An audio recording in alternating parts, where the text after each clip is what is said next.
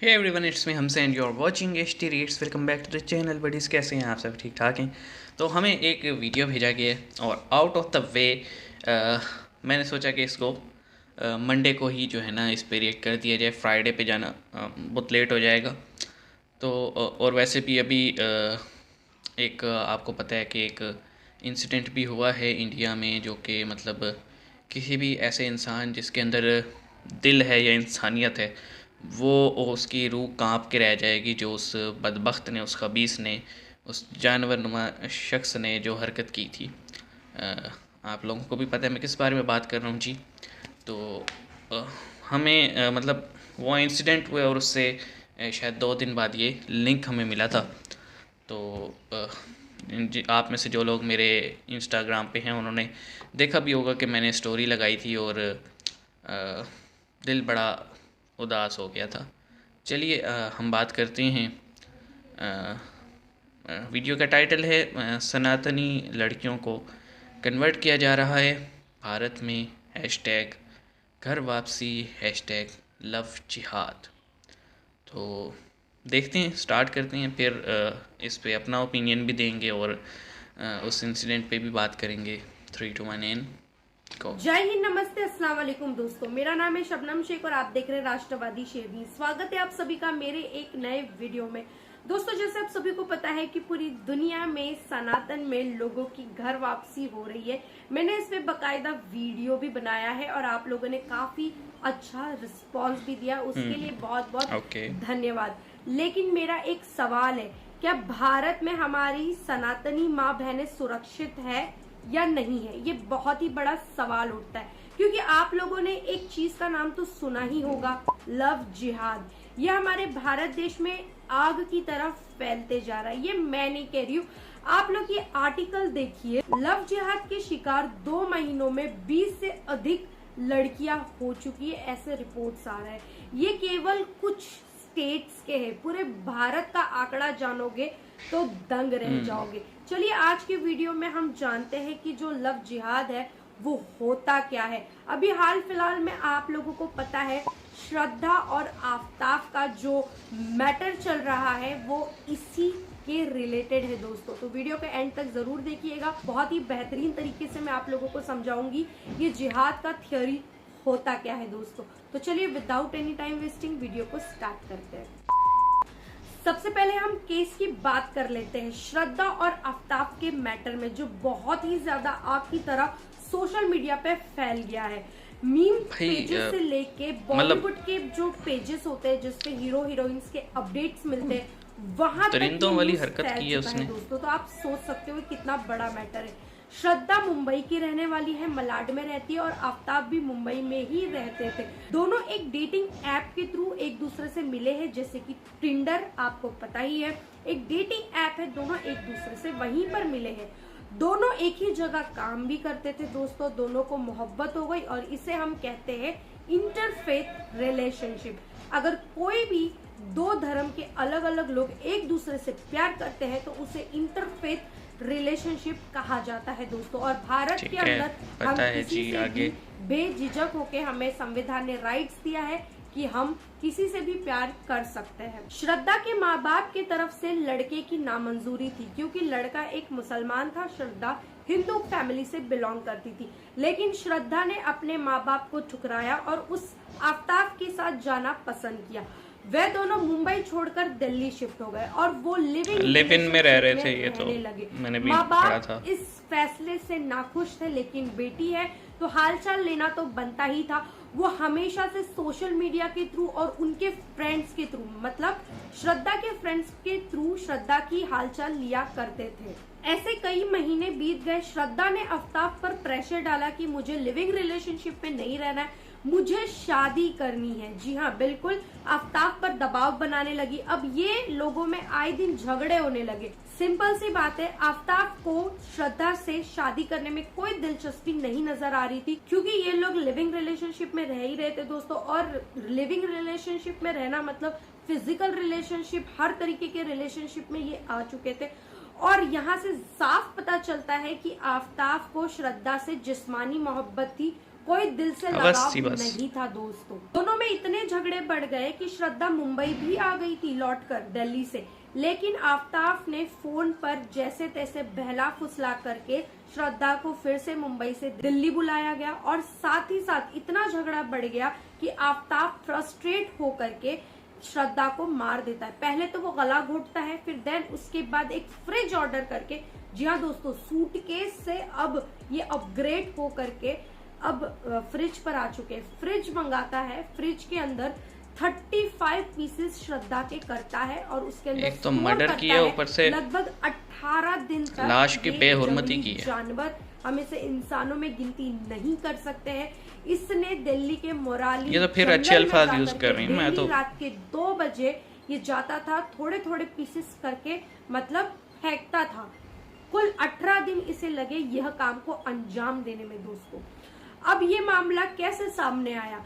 मुंबई में बैठे माँ बाप ने हालचाल लेने की कोशिश की दोस्तों के द्वारा, दोस्तों ने कोई अपडेट नहीं दिया। कैसे अपडेट देते? श्रद्धा से तो कोई बात ही नहीं हुई, श्रद्धा तो इस दुनिया में है ही नहीं अभी। सोशल मीडिया पे भी कोई रिस्पांस नहीं, कोई पोस्ट के द्वारा अपडेट नहीं मिल रहा था। तो मुंबई में बैठे माँ बाप ने श्रद्धा की कंप्लेंट मुंबई पुलिस से की। मुंबई पुलिस ने दिल्ली पुलिस से बातचीत की, वहां पर ये सारा मामला सामने आया दोस्तों। और ये मामला इतना पुराना है कि मैं क्या ही बोलूं। 6 महीने तक ये आफ्ताब नाम का लड़का, मैं क्या ही बोलूं, खुलेआम ये घूम रहा था। 6 महीने तक 6 महीने तक सबूत मिटाने की बहुत अच्छी कोशिश की इन्होंने, जैसे सावधान इंडिया, क्राइम पेट्रोल में आप लोगों को दिखाया जाता है, उसी तरीके से ये करना चाह रहे थे। लेकिन कहते हैं ना, कर्मा बहुत बड़ी चीज होती है, इसी दुनिया में आपको दिखा देता है। इसी तरीके से आफ्ताब पकड़ा गया। कुछ हड्डियां भी बरामद हुई है जंगलों में से। और ये आफ्ताब इतना शातिर था कि जो बॉडी के पार्ट्स थे वो प्लास्टिक में रैप करके नहीं फेंकता था, ऐसे ही फेंक दिया करता था कि जंगल में जो जंगली जानवर है वो जानवर और डिकम्पोजिशन। तो आप लोग सोच सकते हो ये कितना प्री प्लान्ड, मतलब इतना शातिर दिमाग लगाना, ये धब्बा है ये व्यक्ति। इस व्यक्ति को क्या सजा मिलनी चाहिए? आप ये इंसानों के नाम पे धब्बा है जी, बताइएगा दोस्तों, क्योंकि ऐसे व्यक्ति को समाज में रह करके जीने का कोई अधिकार नहीं है। मेरी डिक्शनरी में तो मैं यही कहूंगी, यही शब्द मिल रहा है मुझे। आप लोग, मैंने तो सीधा पोस्ट लगाई थी कि इसको एक इजी डेथ ना दी जाए, इसको जो है सेम टॉर्चर दिया जाए और मार के ना दिया जाए, इसको जिंदा ही 35 पीसों में काटा जाए। आप लोग मरने ना दिया जाए जब तक आखिरी पीस ना हो। ये मर्सी डिजर्व ही नहीं करता। सोशल मीडिया पे ये महिलाओं के हक में आवाज उठाता है। सोशल मीडिया पर ये जो एसिड फेंक दिया जाता था महिलाओं पर, उनके रिलेटेड ये पोस्ट करता था, लड़कियों के अधिकारों के लिए ये पोस्ट किया करता था। बहुत सारी चीजें इसने पोस्ट की है सोशल मीडिया पर, लेकिन रियल लाइफ में ये क्या निकला? अब हम बात करते हैं व्हाट इज जिहाद। देखिए, जिहाद इन इस्लामिक टर्म में आप लोगों को बताऊं तो ये इसका मतलब होता है संघर्ष करना। ये एक अरबी वर्ड में इसका मतलब है, आप यहाँ पर देख सकते हो, वीडियो को पॉज करके पढ़ सकते हो, लेकिन मैं बहुत अच्छे तरीके से आपको समझाऊंगी कि धर्म युद्ध होता है, जो धर्म के खिलाफ होता है उनके अगेंस्ट युद्ध करना जिहाद का मतलब यह होता है दोस्तों। और साथ ही साथ अभी का जो थ्योरी है, जो जिहाद फैल रहा है आग की तरह भारत देश के अंदर, खास करके महिलाओं को टारगेट किया जा रहा है, खास करके वो भी एक पर्टिकुलर रिलीजन की लड़कियों को टारगेट किया जा रहा है। मैं क्या ही बोलूं, इसकी थ्योरी आप लोगों को बता देती हूँ। आप लोगों को न्यूज में भी सुनने मिल जाएगा, डिबेट्स में भी मिल जाएगा कि एक लड़का है जो कि मुस्लिम लड़का है और एक लड़की, मैं साथ साथ जो है ना जो जिन पॉइंट्स पे हमने बात करनी है वो भी निकाल लेता हूँ ताकि आसानी हो जाए। उसका नाम आफ्ताब है तो अपना नाम वो राहुल रख लेगा। राहुल नाम रख के उस लड़की के साथ वो फ्लर्ट करेगा, रिलेशनशिप में आएगा, एंड देन बात आगे बढ़ेगी। बात फिजिकल रिलेशन तक चली जाती है, बात शादी तक चली जाती है, बात भागने तक चली जाती है। तब भी लड़की को नहीं पता चलता है कि उसके साथ एक्चुअल में हो क्या रहा है। लड़की की शादी हो जाती है, तब पता चलता है कि अरे लड़का तो किसी अन्य मजहब का निकला। ये एक थ्योरी है। सेकेंड थ्योरी ये होती है कि जब लड़का लड़की दोनों फिजिकल संपर्क में आते हैं तब लड़का अपना असलियत बताता है कि भाई मैं इस मजहब से बिलोंग करता हूँ, तुझे अगर मुझे एक्सेप्ट करना है तो कर, नहीं तो तू जा, राम राम दुआ सलाम। इस तरीके का सेकेंड थ्योरी है, क्योंकि लड़कियां देखिए मेंटली और फिजिकली बहुत ज्यादा अटैचमेंट हो जाती है लड़कों से, तो उनको पता है कि अगर मैं एक बार फिजिकल में आ गया तो लड़की मुझे ना बिल्कुल नहीं कहेगी। तो ये एक तरीका होता है। थर्ड थ्योरी ये है कि मतलब आप कन्वर्ट करो, जबरदस्ती कन्वर्ट करो, कि मतलब अभी सच्चाई पता चल गई, सब कुछ पता चल गया, लड़की अभी एग्री नहीं कर रही है, लेकिन लड़की के पास कोई ऑप्शन नहीं है, तो अब लड़का क्या करेगा, उसे गौमांस खिलाता है। काफी ज्यादा मतलब ये चीजें हमें देखने भी मिली है, न्यूज में आर्टिकल्स में ये पढ़ी हूँ मैंने, आया है दोस्तों। साथ ही साथ उन पे अत्याचार किया जाता है, उन्हें मारा जाता है, अब्यूज किया जाता है, ये सारी थ्योरी मतलब बताई गई है। तो अब इसमें से कितनी थ्योरी सच्ची निकल रही है, कितनी थ्योरी झूठ निकल रही है, आपको बता दूं कि बीजेपी के शासित राज्य में बहुत सारे जगह पर आप देख सकते हो, यूपी हो गया, हरियाणा हो गया, कर्नाटका हो गया, हर जगह पर इसके ऊपर लव जिहाद के ऊपर एक मतलब कानून बना है दोस्तों। जी हाँ, और इस कानून के तहत बहुत सारी लड़कियों को मदद मिली है। बिल्कुल, बहुत सारी लड़कियां अपनी आवाज लेकर के, अपने दर्द और दुख को लेकर के वो जा रही है, कहाँ पर, पुलिस स्टेशन में जाके रिपोर्ट लिखा रही है। रिपोर्ट Just होगी, because of फिर फैक्ट्स योगी जी ने सामने इसके लिए आएंगे। अपने कदम बढ़ाए, तो सभी लोगों ने देख करके इसके खिलाफ एक कानून बनाया कि ये सारी चीजें रुकनी चाहिए। ओके, तो अब आगे जो है वो हम क्या ही बात करें, काफ़ी एक तो दिल खट्टा हुआ है जी। वो बेसिकली इसमें रिलीजन कम, उसने द मीनिंग ऑफ जो है ना ह्यूमैनिटी एंड लव, उसी के बखिए उखाड़ के रखते हैं। मतलब यार, जो मोहब्बत होती है ना, वो किसी का रिलीजन देख के नहीं होती, वो उस इंसान की शख्सियत से, उस इंसान से होती है। बट आपको ये पता है जिस दौर में हम रह रहे हैं, जो टाइम चल रहा है, लोग मोहब्बत के नाम पे ना अपनी सिर्फ हवस पूरी करना चाहते हैं।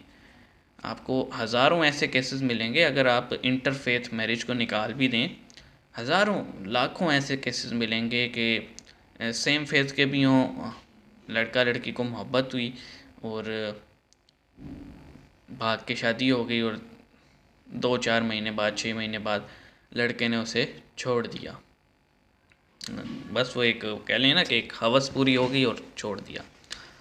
यहाँ पाकिस्तान में भी हज़ारों केसेस इस तरह के भरे हुए हैं। या तो एंड होता है कि गैरत के नाम पे पेरेंट्स जो हैं वो कोई एक्सट्रीम लेवल का कदम उठा लेते हैं, और या फिर जो है ना लड़के की साइड वाले कदम उठा लेते हैं। अगर दोनों तरफ के पेरेंट्स कदम ना उठाएं तो फिर वो कह लें कि फाइनेंशियल इश्यूज़ और बाकी चीज़ों को देखते हुए आपस में लड़ाई शुरू हो जाती है।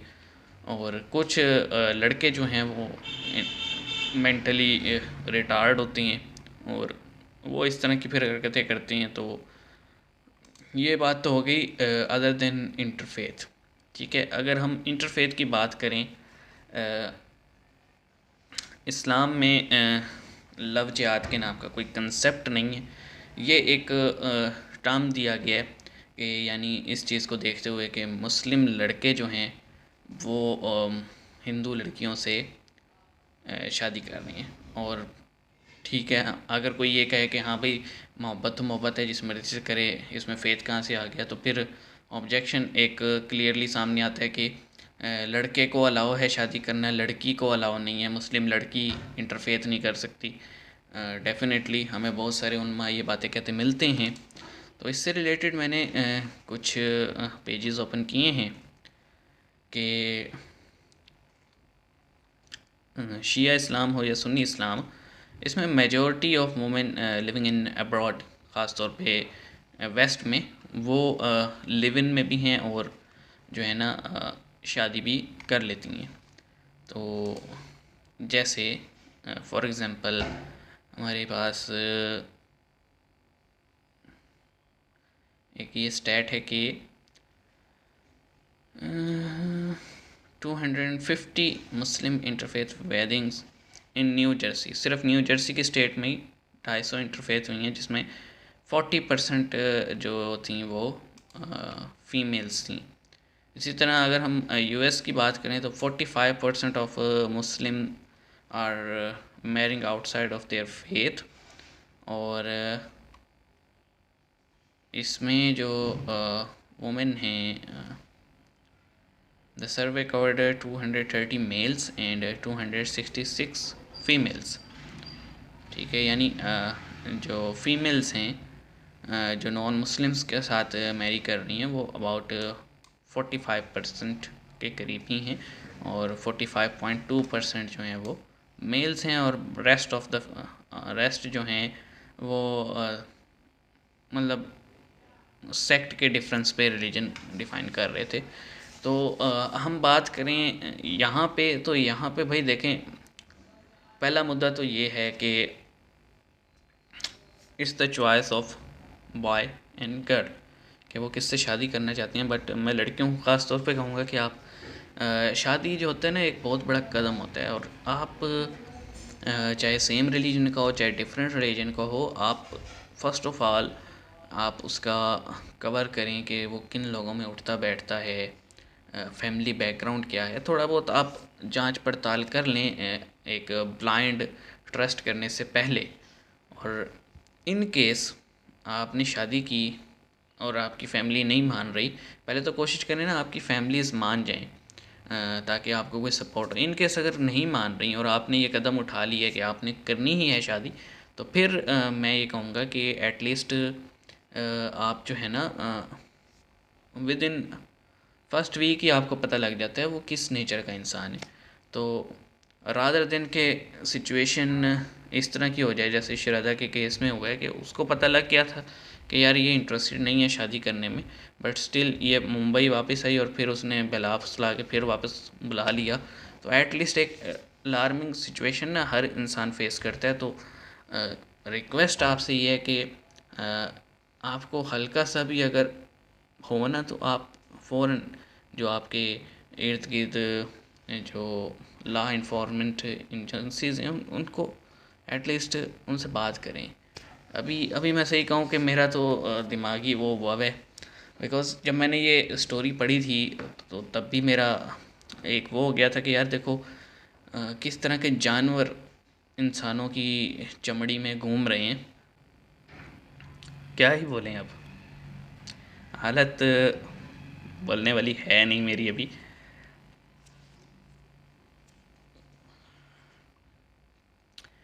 क्योंकि यार उसको इजी डेथ नहीं मिलनी चाहिए, irrespective of this controversy love जिहाद एंड ऑल इन ऑल। ये तो आपको पता है पॉलिटिकल पॉइंट स्कोरिंग होती है।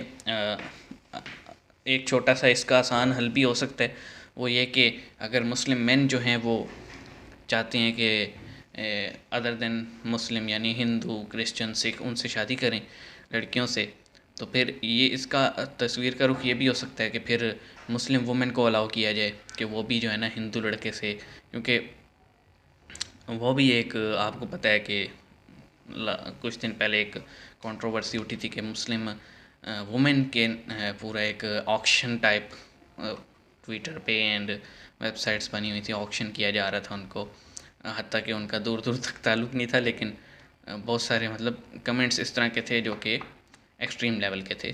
बट अदर देन डैट एक तरीका होता है ना, आप या तो ये डिक्लेयर कर दें कि मुस्लिम मैन जो शादी कर रहे हैं वो एक प्रोपोगेंडा है, एक जहाद है और अपनी आबादी बढ़ाने के लिए।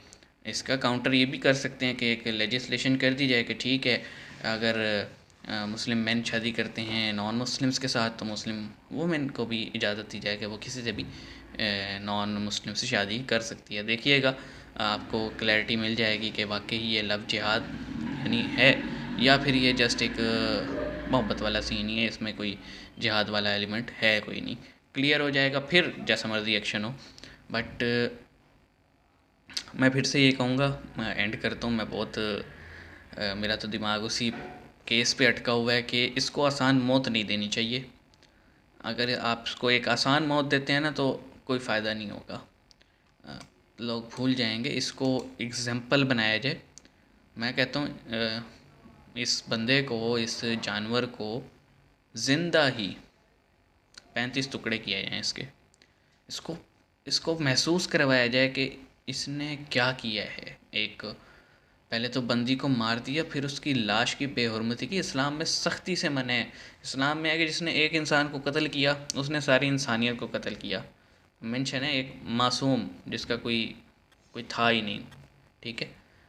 अच्छा, फिर इस्लाम में ये भी है कि